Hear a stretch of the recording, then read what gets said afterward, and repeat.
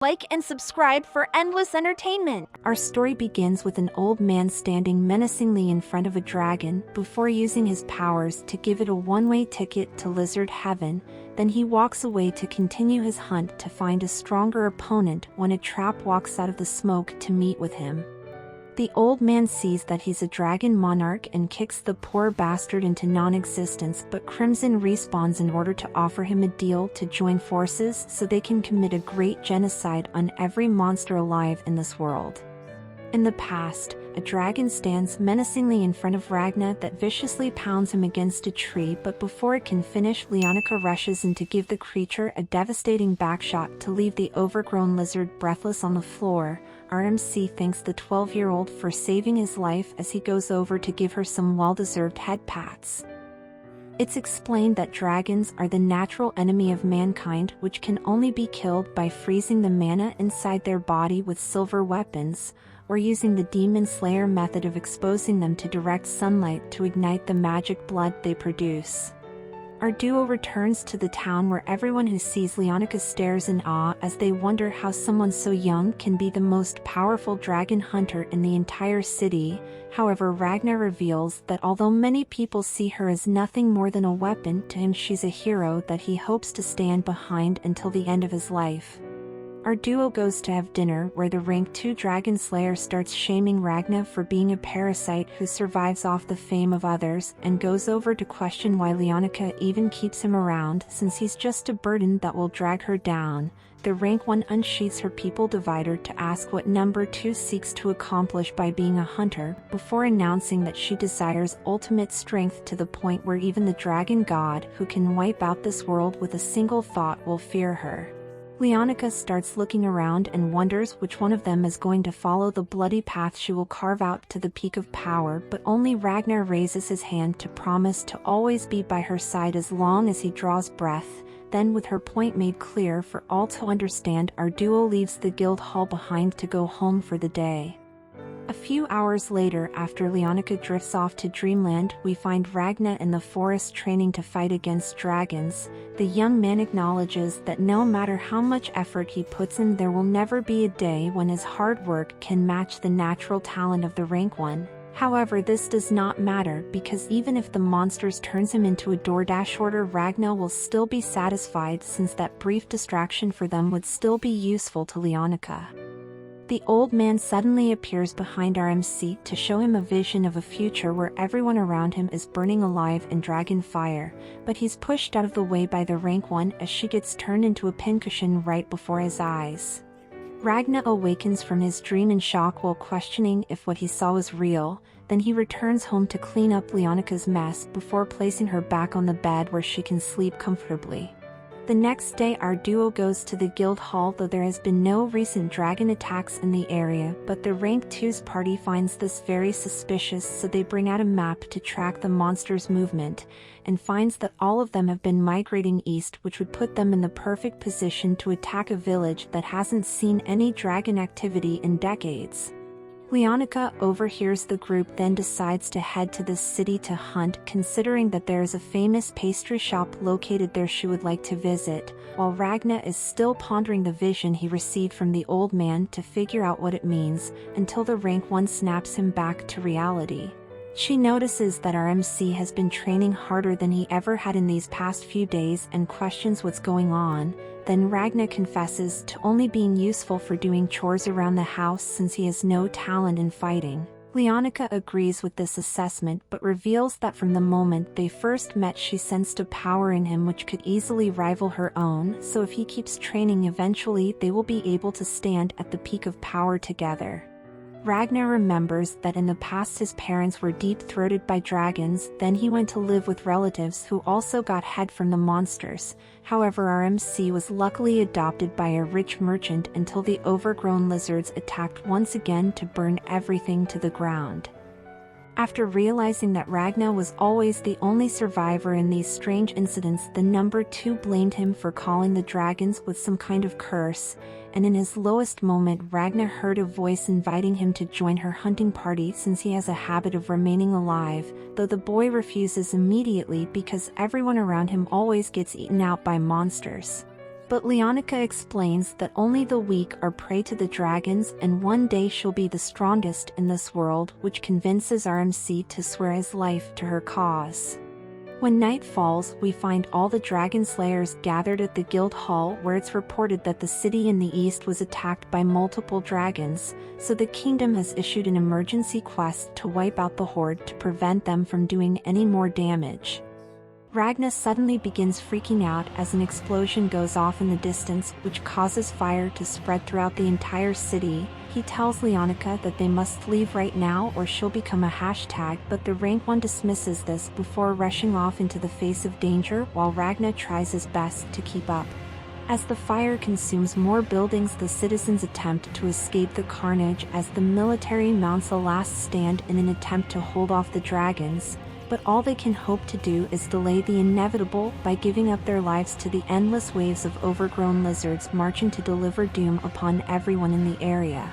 A man spawns out of the flames covered in blood and slowly walks past the dragons, so the hunters go over to check on him where they're reminded why Mama taught us not to talk to strangers. Then the man transforms into a superior dragon to signal the end for all the inhabitants of this kingdom. Ragna arrives at the combat zone to see the tentacle monster who reminds him of the vision he witnessed. The superior dragon closes in on number 2, who accepts that this place is going to be his grave until our MC tries to land a backshot on the distracted creature and breaks his blade. It counters by giving Ragna a roasting session, though luckily he falls into the water. So Leonica tells number 2 to rescue the protagonist prior to heading off to solo the raid boss, while declaring that she will make him pay with his life for hurting Ragna. Our MC drifts farther away from life as he sinks deeper into the river, but his mind starts being flooded with even more visions of the future. After Leonica became past tense and enraged, Ragna swore to get revenge on all of dragonkind, and the young man trained to the point where he reached his full potential. Though even with this newfound power he still lost everyone close to him, which forced our MC to walk the path of power alone. Thus, after many years of fighting with his life on the line, our MC finally achieved the peak of human strength. The two versions of Ragna meet each other in a rift between time where his future self confesses that he hates his weaker form because they chose to leech off a 12-year-old's talent instead of working harder to protect the only person who matters to them, and now in his old age Ragna is skilled enough to defeat even a dragon monarch by himself, but this strength means nothing since the people they cared about has been munched on by the monsters. The young man rushes forward to command his future self to hand over all the power they have achieved so he can make a difference now when it truly matters.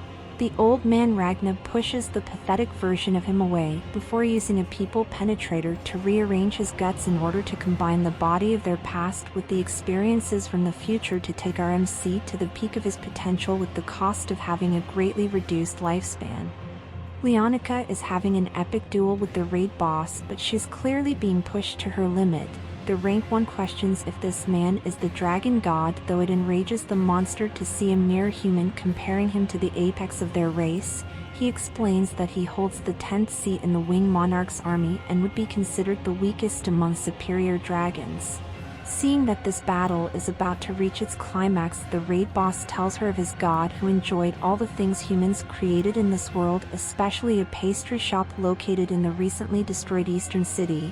But last week this shop was robbed, which forced the owner to shut down, and on a whim the god commanded his servants to lay waste to the entire kingdom. To follow out these orders, the Wing Monarchs commanders are now launching a simultaneous attack across the nation to deliver a swift end to their kind. Then the superior dragon gets ready to end Leonica's life until he suddenly senses something dangerous coming towards him. We go over to the river to find that Ragna has finally woken up and is playing English or Spanish with all the overgrown lizards unfortunate enough to cross his path. RMC explains that after many years of slaying dragons he realized his silver sword was slowly becoming part of his body, so Ragna continued to fight while nurturing this technique until one day the young man found that he had completely fused with the blade. This gave him the ability to produce the freezing mana only found in silver at first, but with training Ragna was able to create weapons from his body. And with his newfound power our MC developed the ultimate dragon hunting technique called Silverine battle arts. Ragna Flash steps over to the raid boss, who realizes immediately that the man who stands before him has power only possessed by the Dragon Monarchs. He quickly transforms into his true form to tower over our protagonist while getting ready to unleash a fire blast. However, with one hand, Ragna gives the poor bastard a lethal brain freeze to send him off to have a meet and greet with Dragon Jesus. Our MC exits badass mode after using far more power than his current body can handle. Ragna hears Leonica calling his name and rushes over to embrace the person who saved his life countless times while crying tears of joy because he was actually able to protect her, as she gives him a well-deserved head-patting session for saving the city. In the future, Crimson stands in front of Ragna's loot box, who passed away standing strong with a satisfied smile of accomplishment on his face. The trap reveals that this was his price to pay for what they have done, before declaring that the mission to scrub the dragon race off the face of the planet is now in the hands of their past selves. In the morning, it's found that many people's lives were decimated by the sudden invasion, though at the rank 2's manor, our MC is still in shock to see Leonica alive.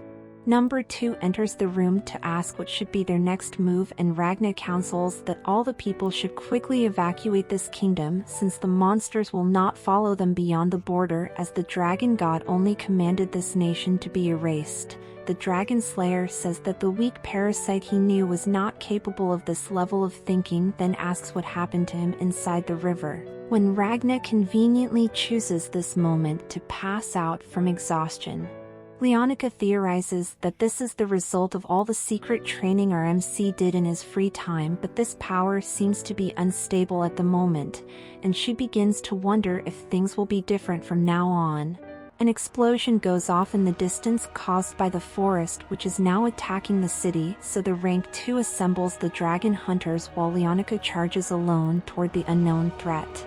Deep inside the woods, the 8th seed of the Wing Monarch gets a meal prepared by a professional chef. The dragon takes a bite and reaches his climax from the foodgasm taking place in his mouth, which makes the cook happy until the monster begins showing off his wicked head game. The maids scream in terror as the plus-sized dragon grabs them to try the multiracial combo, leaving one survivor to watch like a cock while he creates a human-flavored Oreo. On the outside, the hunters are fighting against the trees, but they find it odd that a dragon is attacking during the day. The roots foolishly bondages our MC, so Leonica goes over to rescue him, but Ragna awakens in badass mode to instantly freeze all the plants that were under Jabba the Hutt's control, before rushing off into the forest to fight the enemy, with Leonica trying her best to keep up as she slowly falls further behind. The young man arrives at the demon's hideout to test if the fat bastard has a foot fetish. He comes to the conclusion that he must truly be cursed, since even in the future everyone around him always finds themselves in a monster's stomach, and decides to no longer stay with the people he loves until the dragon race has been completely annihilated. The last survivor catches Ragna's attention, which surprises our MC because he recognizes from his future memories that this cute femboy is really the former Wing Monarch that was punished for trying to take out the dragon god. Crimson tries his best to deny the accusations, however Ragna insists that in the future they were allies who worked together to defeat the current Wing Monarch, but after suffering a great defeat, the trap was forced to link the past and future with magic to give them a second chance to wipe out the overgrown lizards. Ragna tells the maid to use him as an instrument for war to achieve their goals, though the femboy high-fives our MC's face while saying he is making a mistake. When Leonica finally arrives on the battlefield, but Garlock the Destroyer also came back for some sweet revenge. The Grump attempts to deep-throat Ragna and swallows his ball instead, which explodes inside his guts to paint the entire hideout in white. Our MC puts down the rank 1, who praises him on becoming a lot stronger than anyone could have ever imagined and resolves to catch up one day. However, Ragna tells her to take all the people in the city to the border while he finishes off the remaining dragons. Leonica refuses to leave his side despite how dangerous things will be until our MC reminds her that only the weak are prey to the dragons, and as things are, the rank 1 doesn't stand a chance against the commanders under the Wing Monarch. Leonica attacks Ragna with her full strength but get effortlessly countered prior to getting an introduction to the floor. Then, seeing that his point has been made, our MC bids the young woman farewell. The citizens are retreating outside the kingdom where the rank 1 awakens, being carried by number 2. The young lady confesses that she knew Ragna attained the ultimate strength her heart yearned for and didn't think there was any possibility of winning against him, but she doesn't understand why he left to walk the path of a hero alone. Ragna stands on a cliff watching over the evacuation when the maid comes over to question whether this was the right decision. RMC says that because his curse is to always have his loved ones receive head from dragons, from this day onwards only people who he doesn't care about will be allowed to travel alongside him, before offering the femboy to join forces once again.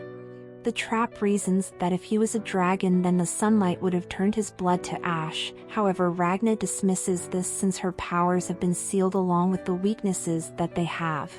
RMC realizes Crimson is still not convinced of his usefulness and begins listing all the chores he will do if they become a team, which creeps out the maid since some of those things could get him put on a watch list. Then Ragna suddenly passes out from fatigue, but this gives the trap the chance to scan his body. A few hours later, Ragna awakens with Crimson at a campfire. Our protagonist begins talking with his accomplice about the vague memories that can be recalled regarding the future, while the maid struggles to hide his excitement since he scanned Ragna and discovered the blade fused within his body that gives him the ability to somehow generate mana similar to the type found in silver. After contemplating the implications of this, the former Dragon Monarch begins a crazed rant about the many war crimes he would like to commit on his own species, when they spot a horde of dragon heading in the same direction as the refugees, so the young man kidnaps the maid prior to chasing after them with malicious intent. Then he takes the high ground to introduce the overgrown lizard to the floor as the rest of the flock foolishly lands to confront this new threat to their existence. RMC goes into badass mode and says he's the bone of his sword before firing off unlimited silver blades to penetrate deep inside the dragon until it no longer has a pulse. Crimson catches one of the body dividers and realizes that if they equip an army under his control with these weapons, then no one could stand in their way. The femboy shows he has terrible gag reflexes as a sticky fluid spreads to all the dragons in the area, while Crimson assumes his true form so the overgrown lizards can tell God who sent them to heaven. The former winged monarch turns his attention to Ragna and agrees to make an alliance under the condition that RMC swallows a poison, though it will only be triggered in cases where Crimson suspects betrayal. Thus our overpowered protagonist drinks it without any hesitation, since this is the only way to protect the things his future self lost. The femboy realizes that Ragna is not the brightest crayon in the box. However, this does not matter, as he can be a tool with infinite potential that will be used to make all of dragonkind tremble in fear, and after their goals are completed, RMC is going to finally grant Crimson the sweet relief of death.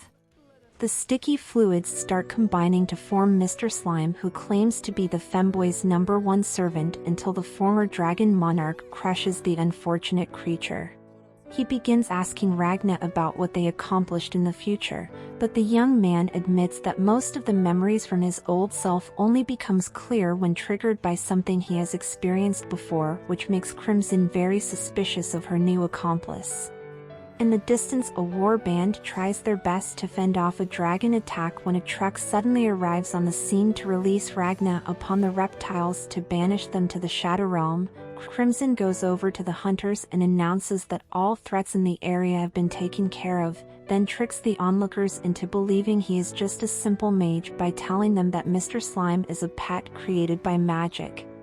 The audience is astonished by Crimson's display of supernatural power and unknowingly starts falling under the influence of the former winged monarch.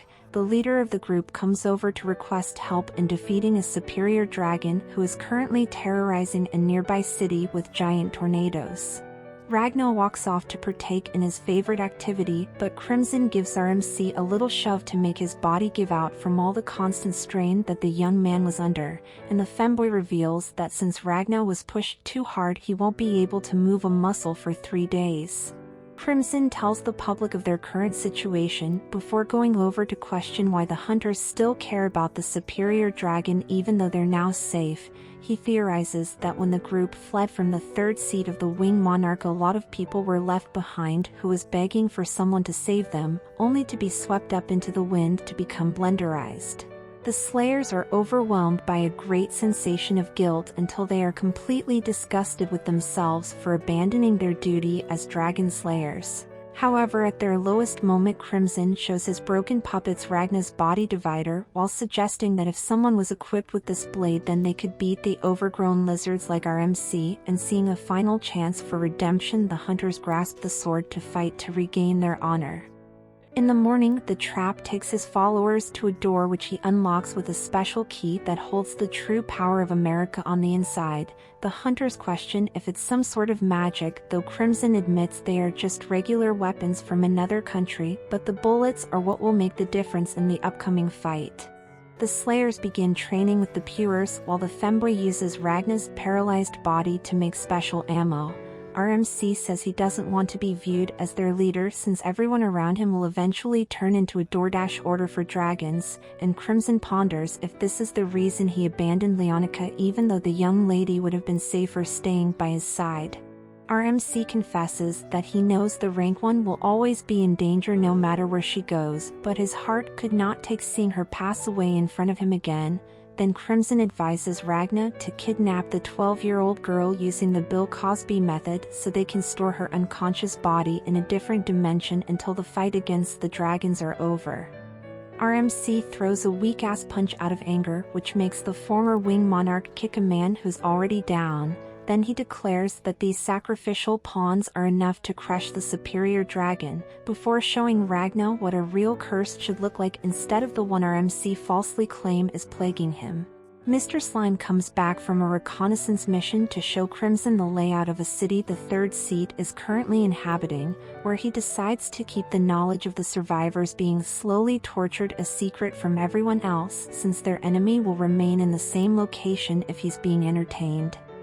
At dawn, the former winged monarch gives a motivational speech to start their battle against the superior dragon. Our party hops in the vroom vroom to speed towards the tornado as the femboy takes out a microphone to taunt the sadistic bastard for monologuing to himself like a badly written generic villain. This causes the lunatic to chase after our allies in the direction of the sun, though unlike the usual lizards, this will only serve to weaken him.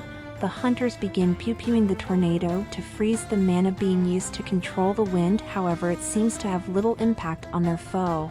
Crimson explains that these bullets are merely coated in Ragna's special fluids to allow the enemy to underestimate his prey's ability, so when they channel the American spirit with actual silver shells it will have a lot more impact on the superior dragon.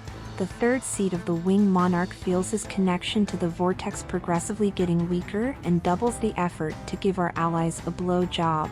As the Slayers relentlessly fire upon the giant blender that's slowly inching closer to the vehicle until the wind finally breaks on a massive wall that was supercharged with Ragna's Silverine battle arts to throw the defenseless bastard into the sky, where Mr. Slime can follow up by impaling the superior dragon with a giant pole.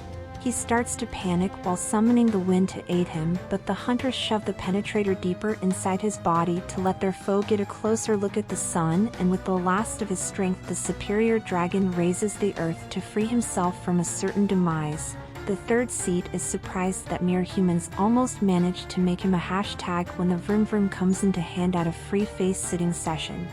The lunatic grasps onto the last embers of life as our party gives him the Chicago special to send the pitiful creature onto the afterlife, then makes the dragon a head shorter just to be sure.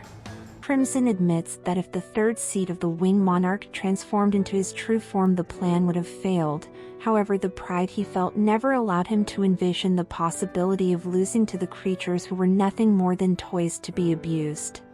A few hours later, we find the hunters getting ready to evacuate this kingdom with many supplies gifted to them to help on their long journey, where Crimson uses her magic to make the Slayers forget that he ever existed, so they solely thank Ragna for coming up with the plan to make the third seat past tense, but our MC confesses that they all did their part to complete this quest. At the royal capital, the king gets a report that the city to the east was completely destroyed by dragons in a lightning storm, so he commands his soldiers to gather all the hunters to defend the rest of the nation but avoid any encounters involving a superior dragon. The emperor ponders on what could cause this sudden aggression when the world suddenly stops around him as the winged monarch descends from the heavens to meet with the ruler of this kingdom in person. He questions how she got past the barrier that emits the sunlight it gathers throughout the day to ward off dragons at night, and Ultimatia admits to feeling a little hotter than usual before revealing that she played English or Spanish with the universe in order to keep her visit hidden from everyone else. The first seat of the winged bloodline apologizes for annihilating the city in the east by harshly punishing the underling who led the attack without her permission and promises that they will behave better in the future. This confuses the king since he planned to use the energy stored in the barrier to strike her down, but since it's better to avoid a fight with the winged bloodline, the emperor chooses to accept the perceived offer of peace. Ultimatia elaborates that she feels sorry for the fact his people had to suffer in their final moments rather than disappearing painlessly into the afterlife, and now all the citizens are starting to evacuate this kingdom, which forced her to send superior dragons to all the towns close to the border to prevent anyone from escaping alive. The king is shocked by this revelation and inquires if they really want to start a war.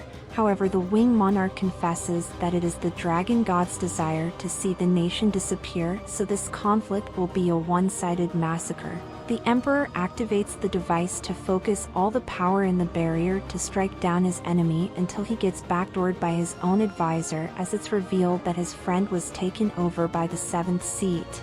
Ultimatia disapproves of using violence to make humans suffer in such barbaric ways, then Redo of healers the world to fix everything her underling broke while trying to protect her. The king is panicking because he shouldn't be alive, though the winged monarch apologizes once again for causing unnecessary pain, prior to explaining what she did to revive him. Confronted by bullshit beyond his wildest imagination, the emperor gives up on all hopes of saving his people, and agrees it would be better if the citizens were sent to heaven without ever knowing of their impending doom, rather than being tortured by the knowledge that no matter how hard they fight, only an agonizing trip to the afterlife will be accomplished. In the morning, Ultimatia meets with the second seat to tell him that the silverware princess has defeated the rank 9 superior dragon, so she had to send the 5th and 6th seat to subdue this threat, but the 10th, 8th along with the 3rd seat has also lost their lives to an unknown enemy, which now forces her to return Convoy's heart while commanding him to hunt down this new foe. The second seat asks if he can receive a kiss for his reward, but he's gifted a shoryuken to the face as a consultation prize. Near the border of the kingdom, the second seat falls in front of the hunter's Crimson, recently trained, who is presently feeling unmatched terror when confronted by such a monster, though Convoy only seems interested in extracting information relating to the silver weapons they are carrying. On the radio, our duo listens to the king announcing to the entire nation that the borders are all being attacked by superior dragons, thus the royal capital will act as a safe place to take in anyone stranded by the invading forces. Crimson recognizes that this plan is most likely to lure the inhabitants into one location to spring a trap, and decides it's time to take on the winged monarch. Inside a train, Ragna regains the memory of when he was defeated by Ultimatia's crew without being able to save a single inhabitant of this nation. All the superior dragons stand around him to give suggestions on what they should do now, since his future is in their hands. However, in his last moments, RMC feels a sense of relief because he can finally stop fighting this endless war against the dragons. Convoy realizes that Ragna is happy when faced with certain demise and decides that they won't give him the satisfaction of meeting a noble end, but Ultimatia makes the second seat a head shorter before resolving to welcome the broken man into the winged bloodline. She admits to wiping out every single person who once lived in this kingdom, though somehow he managed to survive under her nose, so the mentally stable woman credits God for preserving him up until this moment. It's explained that all superior dragons are really humans gifted with the blood of a monarch, which then goes on to create the overgrown lizards from their own life fuel. This revelation sparks an angering Ragna, which makes him beg for all of them to pass away where they stand as Ultimatia creates the wing insignia using her blood. The wing monarch penetrates our MC to flood his body with her special fluids, and he begins feeling all the emotions that once drove him slowly disappear. But out of desperation, Ragna pushes Ultimatia away to retrieve his broken blade in order to alt F4 from this world. The superior dragons are shocked by this display, and the wing monarch accepts that since he wasn't meant to join their family, this was the only salvation available to him. The third seat uses the power of the wind to take his team from the battlefield. Then a coffin rises from the earth to carry Crimson to the crime scene. He notices that Ragna froze his heart to halt the transformation, and seeing potential in our hero, the femboy decides to take him back to the base to revive him. The young man awakens in shock at what he just experienced and divulges to Crimson the new things that happened to him. However, this causes the trap to acknowledge that they must defeat the wing monarch right now, when most of her seats are away from the city, or things will get difficult. Our party arrives inside the capital, where the femboy assumes another identity when Ragna starts feeling very sick from being in a crowd. Then Crimson leaves them behind with a warning to stay hidden while he goes off to deal with some business. The trap notices the population of the city is too low for how many refugees have been entering, and reasons that the wing monarch must have a way of making people who enter the city silently disappear to not arouse suspicion. We head over to a building to find a lieutenant surrounded by two bad bitches. The man invites the women to come up to his personal quarters as Crimson enters to ask if he can join them too.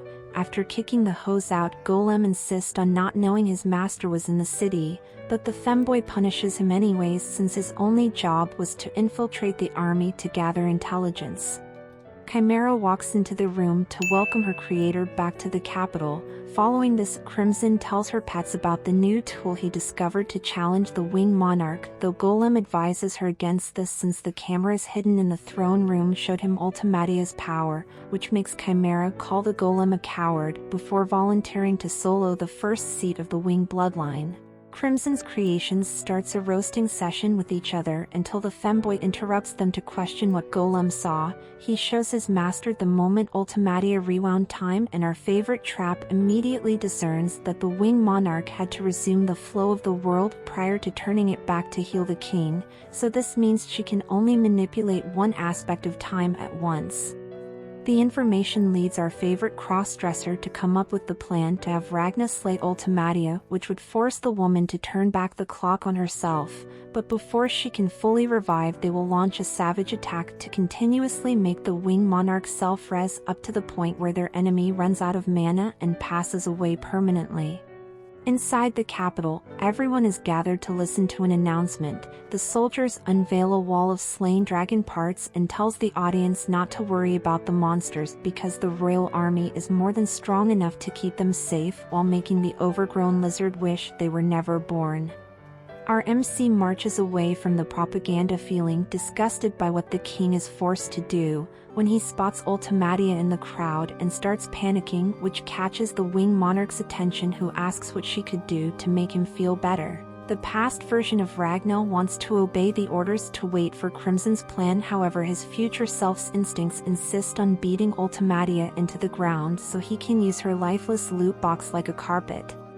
Mr. Slime comes in clutch to de-escalate the situation by explaining that our MC is feeling sick at the moment, which makes the young man resolves to let her go so the femboy's scheme isn't ruined. When the chibi Rizlord goes over to ask if he can have a taste of paradise, but the little one interrupts him to remind the wing monarch that they were looking for his parents.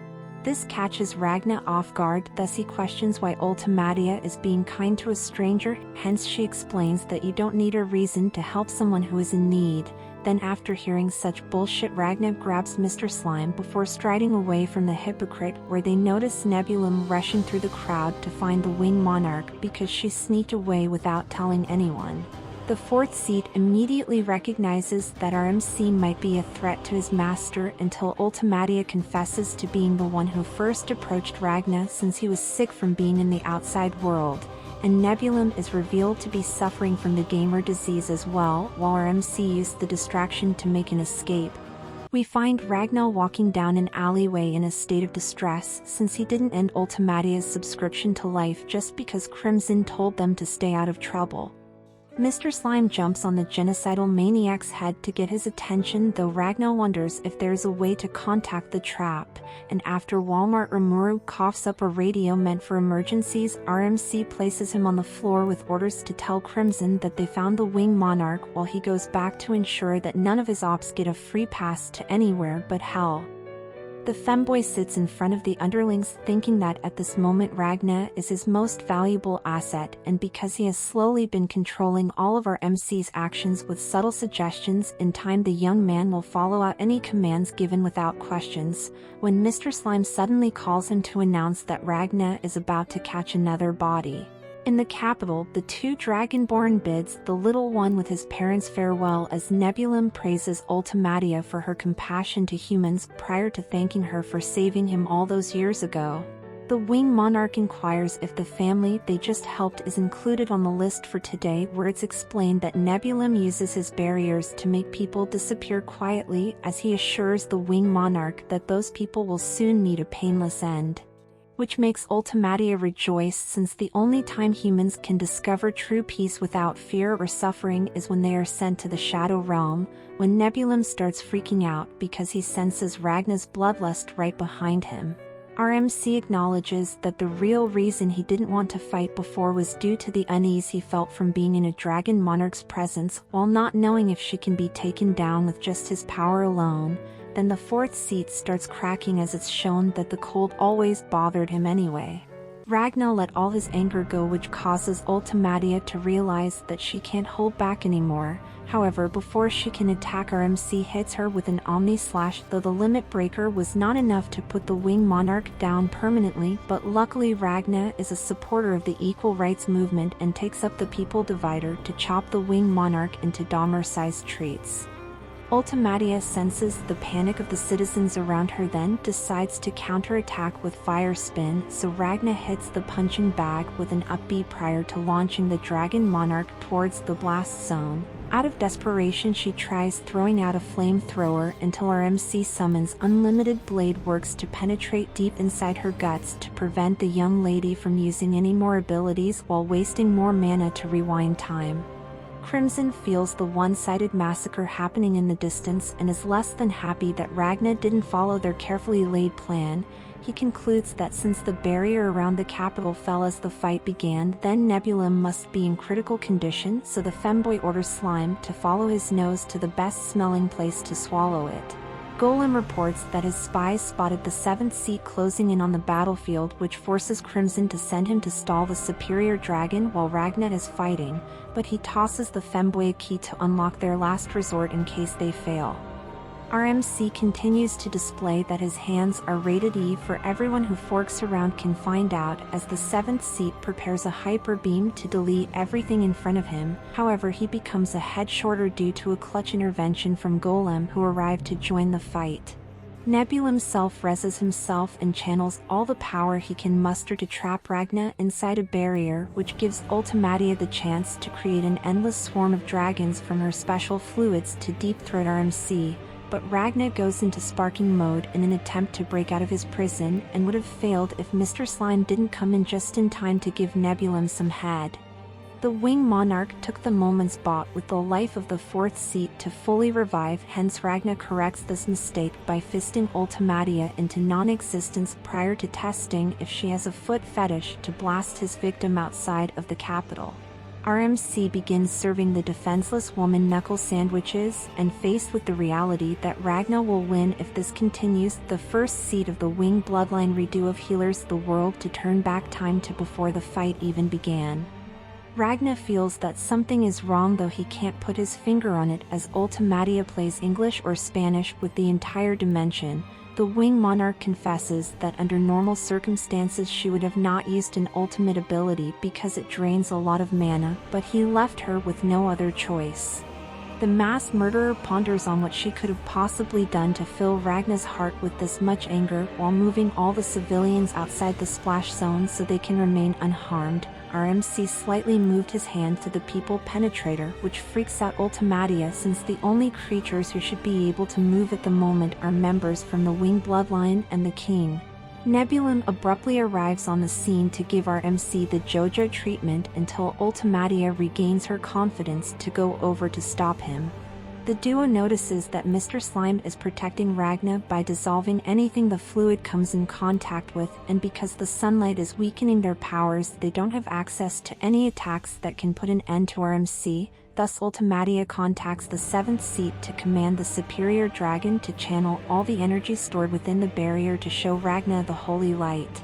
Nebulum apologizes for failing his master, but the Wing Monarch already forgave her underling and asks him to surround all the civilians in a shield in case the laser goes further than expected, as the young woman stands over our MC wondering why she feels affection for him similar to those from the Wing bloodline even after he tried to ruin God's plan. Ragna abruptly rises from Mr. Slime's fluids while announcing that none of his enemies will escape from a meeting with his hands. However, he is slowed down a lot from fighting against the flow of time. Ultimatia starts panicking when confronted by this impossible feat, though she launches a fireball out of desperation, but our MC continues marching forward. Nebulum unleashes the strongest barrier he has access to, and Ragna uses his head to get through this obstacle too. He comes face to face with his prey, who feels the fear of death for the first time prior to dividing her body into a million pieces to force Ultimatia to resume the flow of time in an attempt to heal herself, which gives Ragna full control over his body so he can continue the massacre. The Wing Monarch is having a mental breakdown because her pay-to-win ability will not save her life, while begging for Conway to come back to save them, when suddenly our MC is stopped at the worst moment possible as his body gives out from the constant strain it was under. Nebulum takes his master to safety so the 7th seat can fire off the energy beams stored inside the barrier at our unconscious MC to blow him apart. After the dust settles, it is revealed that Crimson arrived on the scene to save Ragna from reuniting with his parents.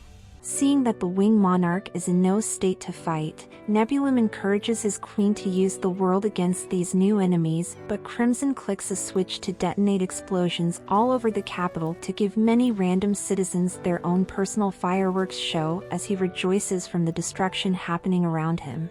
Ultimatia looks down to view the grief of the countless people suffering from tragic injuries that are destined to meet a painful end, and decides to rewind time in order to save the strangers. However, Nebulum stops his master, since this is clearly a scheme the opponents constructed to get her to waste mana.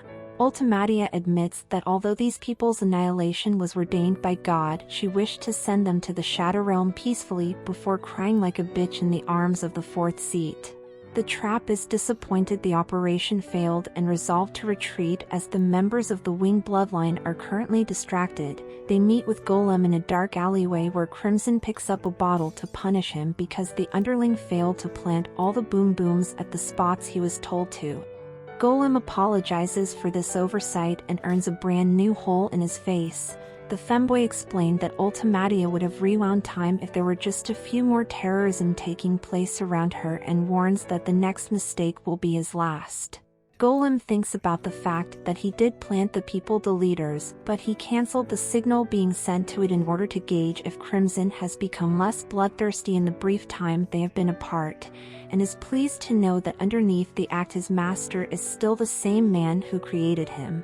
Crimson opens the door to the special room, then orders Golem to get rid of that body so he can monitor the Wing Monarch's movements in his base form. The underling begs his master not to hand out such a harsh punishment, which makes Crimson confess that he has no use for a tool who dares to test the wielder, as he heads inside a pocket dimension to escape the capital. On the outside, Nebulum tries his best to comfort a distraught Ultimatia, when the 4th seat remembers when he first became a superior dragon, and it was explained that after consuming the Wing Monarch's fluids, the time it takes to completely transform will determine his potential. Conway held the fastest record at 2 days, so no one was surprised to see the 2nd seat gain unrivaled power, but Nebulum's period for fully transforming was instant, which should make the 4th seat's ceiling much higher than anyone else. Then the superior dragon unleashes a fraction of the strength buried deep within him to search for the enemies who put his master in such a pitiful state. This catches Crimson's attention, however he doesn't view it as a threat because the room was created before his abilities were sealed with enough skill to resist all forces from the outside. Thus the femboy resolves to retreat to the lunar base where they can train Ragna to handle the strain Silverine battle arts puts on the body. RMC suddenly awakens from a coma to announce that giving the ops a free pass is something he can't be convinced to do and begs to be let out to continue the fight. Crimson admits that this battle is over while praising the young man for pushing the winged monarch this far, but Ragna declares that if the ops are still breathing he's not leaving and tries to use his aura to break out, prior to being gently persuaded against this option. The femboy notices a crack in the wall, which is enough of an opening for Nebulum to begin forcing his way inside when Golem comes in clutch to no-scope the threat to his master before he immediately gets a reverse Uno card from the 7th seat. Ragna escapes the BDSM session to collapse the room from within while Nebulum breaks it on the other side, and under the pressure of the two vengeful spirits Crimson's dimension shatters to send them into a rift through space. A few miles away, the silverware princess who defeated the 9-seat wonders why the dragon attack suddenly stopped, as two of her soldiers come to report that the teleportation circle they have been working on pulled in 2 people. Crimson gains consciousness to see Ragna on top of him, though the second he tries to move the guards come in to detain them. They march the femboy through the halls and force the former winged monarch to kneel before the second princess of this nation, where Crimson explains that this woman was born with a heavenly restriction and in return she gained the 6 eyes to perceive the mana in all matter, which enables her to move objects with a thought. Starlia used this ability to defeat inferior dragons at 6, then went on to single-handedly slay a horde of them. When she reached 9, the young woman slaughtered every member of the military who were planning to usurp the king, and currently Starlia is the 16-year-old commander of the most elite combat unit. But the thing Crimson is scared of most is the fact that the princess can tell if people are lying by reading the flow of their mana. The femboy decides that since these people are trying to run away from the superior dragons, it's in his best interest to work together, until an opportunity arises which would allow him to take Ragna from the treatment center he is locked in to escape this kingdom. Starlia asks how our party ended up in the teleportation circle, so he tries to control his mana before showing off the dragon trait that marks all people born with great magical power. Crimson confesses to being a pharmacist who was working peacefully in the capital, when explosions unexpectedly began erupting all over the city, which forced him to grab his servant before using a teleportation skill to escape. A soldier inquires into how a simple pharmacist could learn a high-level ability like that and theorizes that Crimson must have defected from the Silverine religion, which leads the world in magical power but would smoke anyone who left their organization on sight. Crimson feels victorious because this is the backstory he made up for this disguise until Starlia compliments him on being a good liar. The princess reveals that it is near impossible to deceive her since she can see the color change in a person's aura when they are being dishonest. Then the young lady points out that although Crimson's mana remained blue the entire time to signal truthfulness, the scent he gives off smells really wrong. The princess sends a big-ass sword for the femboy to grab in order to prove his innocence, though upon touching the dragon slayer Starlia immediately takes it back as all her suspicions were confirmed. The princess says through the silver found in the world she can sense the true nature of the things they come in contact with, like how the sword's master watching in the distance is slowly fusing into his blade from countless years of training, and with the brief exposure to her armaments Starlia was able to discern that Crimson is a creature who should be destroyed at once. The princess commands the combat unit to prepare for battle as she assembles the weapons around her to give the femboy brain surgery. However, Crimson doesn't actually care and just plans to hide in the base after he respawns to wait for an opening to present itself to escape with Ragna. But before the trap can receive a free facelift, RMC arrives to stop the attack since Crimson's life will only be taken by his hands. Everyone is confused because the young man appeared out of nowhere while defeating the master swordsman effortlessly. Starlia falls to the floor in shock because the 6 eyes makes her view Ragna in the form of a sentient blade. Then the rest of the combat unit tries to defeat the intruder and gets a reminder that they're all fodder. which makes the princess admits to getting moist below from looking upon the majesty of Ragna's true power as she falls deeply in love. Crimson is surprised to witness the turn of events and uses the opportunity to abuse this new advantage by speaking through our MC in an attempt to stop them from penetrating him. However, the ploy only serves to land the duo in a jail cell. Now that they are alone, the femboy gets down to business and scolds Ragna for not only losing to Ultimatia but also destroying one of the few relics he has left. Our MC apologizes, then promises that after he's healed they should immediately go back to the capital to have a rematch with the Wing bloodline, which pisses off Crimson even more since that is the dumbest thing the two of them could do. The femboy takes a bit of fluid from Ragna's neck and tosses in some hair to remake Mr. Slime in a smaller body, prior to revealing that this military base is currently holding many civilians who are on their way to the capital that will be annihilated when the two superior dragons arrive unless our party can help build up some actual defenses. The combat unit discusses what to do about their overpowered prisoners as the dragon hunters rushes in carrying the master swordsman who was broken by Ragna to ask if the intruder is really strong, and the twins interrupt to admit that they also heard rumors claiming Starlia has fallen madly in love at first sight. Inside the princess's room we find her still shell-shocked while thinking about Ragna's impressive physique, where the maid hands out some common sense to the young lady and notes that although the combat unit is comprised of the best fighters found in the kingdom, without her leadership they are nothing but talented barbarians who can't accomplish anything. After listening to the woman's arguments, the silverware princess chooses to put duty over love.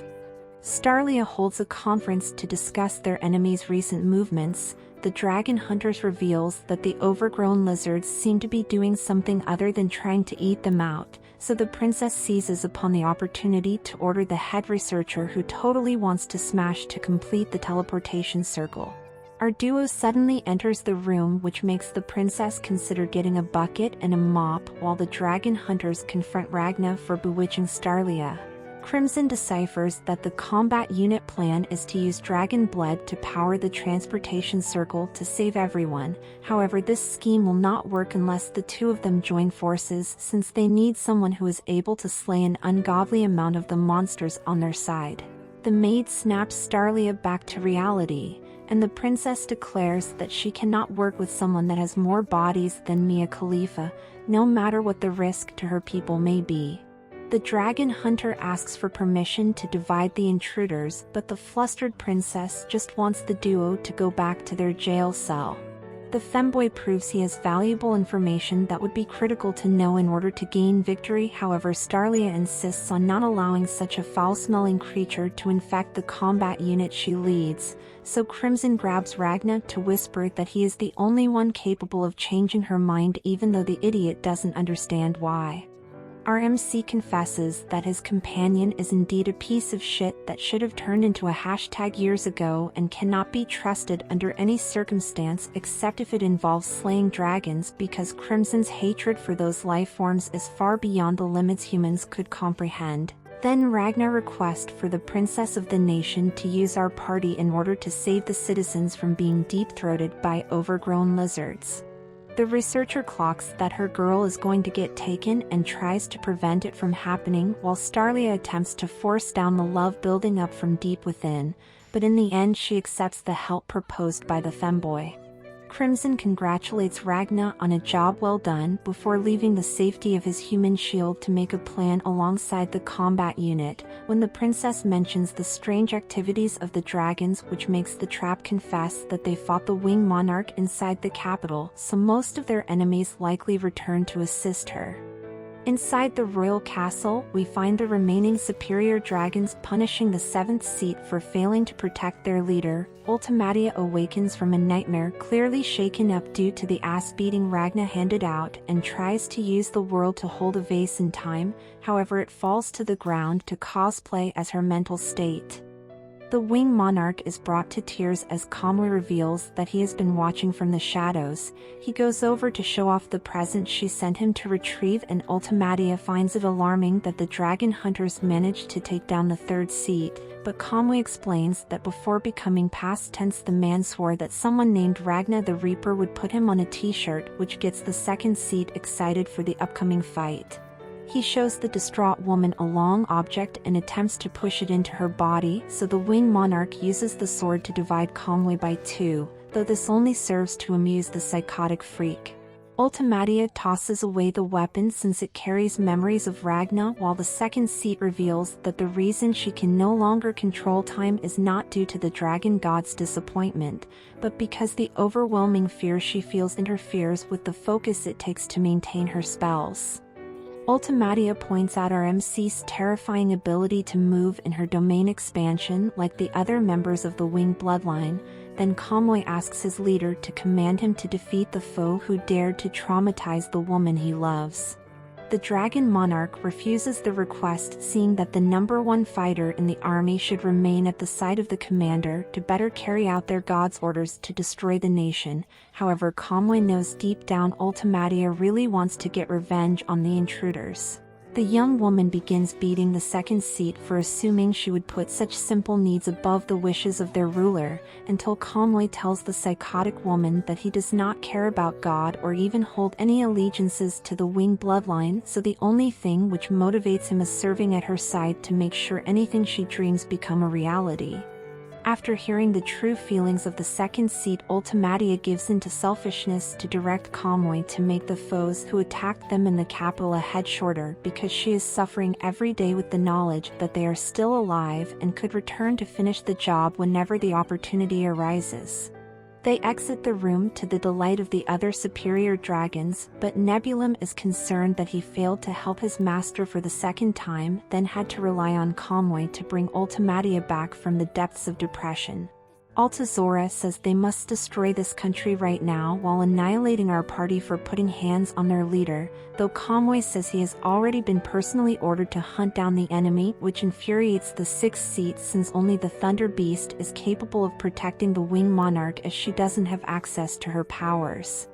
Nebulum convinces them that no one needs to look for the attackers because the bloodlust he felt emanating off Ragna makes it certain that they will return, so all Kamui has to do is wait until the other superior dragons spot someone who can produce silver mana to signal him to join the battle. Altazora recommends his master to unleash the 40,000 dragons on the human race to complete God's mission quickly, rather than using Nebulum's barrier to slowly make them disappear. The winged monarch agrees with his assessment and declares that everyone found in this nation will be slaughtered using any means possible. They place the seventh seat in charge of the horde, while Altazora along with the fifth seat is going to resume the attack on the silverware princess, leaving Nebulum and Kamui at Ultimatia's side. Terra announces that no one else is authorized to meet with Dragon Jesus as their liege is crippled each time she loses a limb, and to take any more loss is the equivalent of defeat. Thus the seventh seat asks to put Nebulum at the head of the dragon army instead, while he uses the blood of their victims to mega-evolve to better serve his family. The old warrior explains that the previous monarch went mad and wiped out their bloodline, so it warms his heart to see Ultimatia restoring them to the glory they once had. Then she grants him this last request while crying from the grief of knowing the seventh seat will be reborn as a completely new being. Inside the capital, waves of oversized lizards start coming out of the castle to feast on the unsuspecting citizens. The crowd runs towards the safety of the soldiers, suspiciously blocking the road only to gain brand new holes in their bodies as they are already under the control of Altazora. Some dragon hunters try to fight back against a certain demise, though it all seems too meaningless before the might of overwhelming power, and in the skies the seventh seat feast upon the body of the fallen to be transformed into the mighty sea dragon who once made the world tremble in fear. At the military base, Ragna enhances the combat unit's weapon with mana to make it much stronger than regular swords to prove his usefulness to their group. Starlia is amazed to witness such an anomaly while trying her best to not release a tsunami in front of her subordinates, and commands them to bring all their blades to our MC to be upgraded. The fighters gather to take on Ragna, though he reminds the poor bastards why they're background characters. As the young man remembers that Crimson orders were only to use half of his mana capacity to enhance the combat unit's weapons, while leaving the rest to put into the swords he will personally use in the upcoming battle, since it would be wise to hide his Silverine battle arts because the enemy would call Convoy to join the battle, who Ragna admits is unbeatable. Shin joins the gangbanging session intending on ending our protagonist's win streak, then proceeds to get one shot in the blink of an eye before running away like a little bitch. The two broken swordsmen cry in the corner, however Chris doesn't understand why they are feeling depressed even after getting their weapons improved. Shin explains that he wants to be strong with his own skills rather than wielding an overpowered weapon, and the master swordsman confesses that Ragna's ability came from many years of hard work beyond what any normal human could comprehend, thus the revelation that if he dedicated more effort to the blade at a younger age, then the ultimate strength he sought would have been in his possession. And listening to the regrets of an old man conjures a desire in Shin to challenge Ragna until the gap in their strength closes completely. The researcher stands in a room musing that since the nature of human magic is simply an imagined expression projected on the world and a magic circle copies the flow of a superior dragon's blood circulation, then theoretically anything should be possible, but they still can't get the teleportation spell to work no matter how hard they try. The research squad determines it to be impossible for them to get the circle working before the enemy shows up, when Crimson arrives on the scene to tell the combat unit exactly what needs to be done in order to get the portal operational. On the other side of the base, Starlia is busy setting traps for the invaders, where the captain wonders if they should believe what the femboy said about the relationship between humans and dragons, because it would mean that all this time everyone has been fighting against their own race. The princess admits that it was obvious to anyone who have given thought to why those born with magical powers tend to share attributes of the overgrown lizards, but this knowledge changes nothing because their enemies must disappear for the combat unit to survive. RMC is taking a break from styling on noobs when the twins come over to interrogate him on his relationship with Starlia.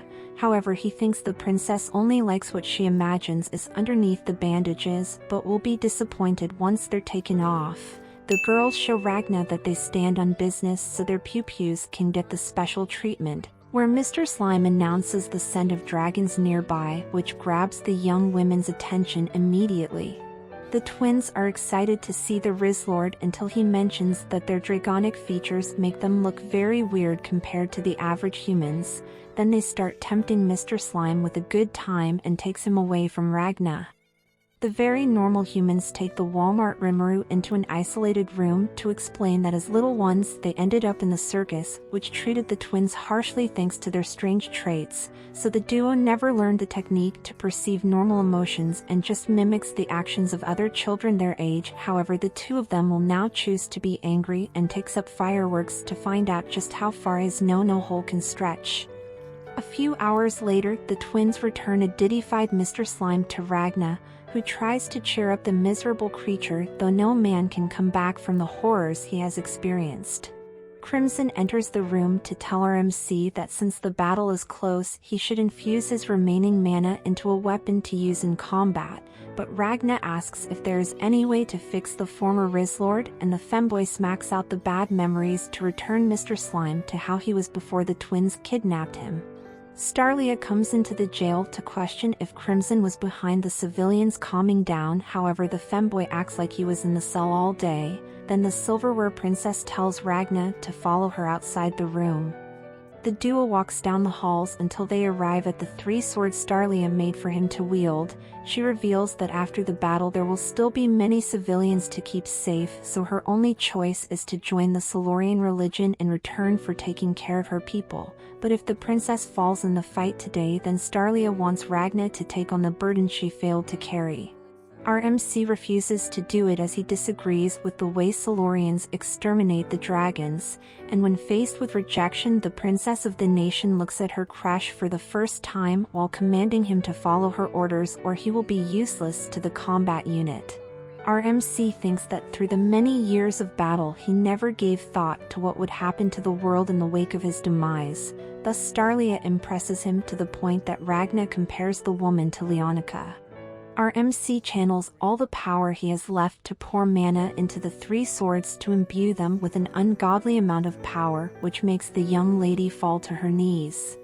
Ragna declares that he will not allow Starlia to die because all dragons are going to be slaughtered by their blades, as the princess listens to the heartfelt speech in silence prior to floating into the air so she can escape to the maid before the sprinklers start leaving a snail trail.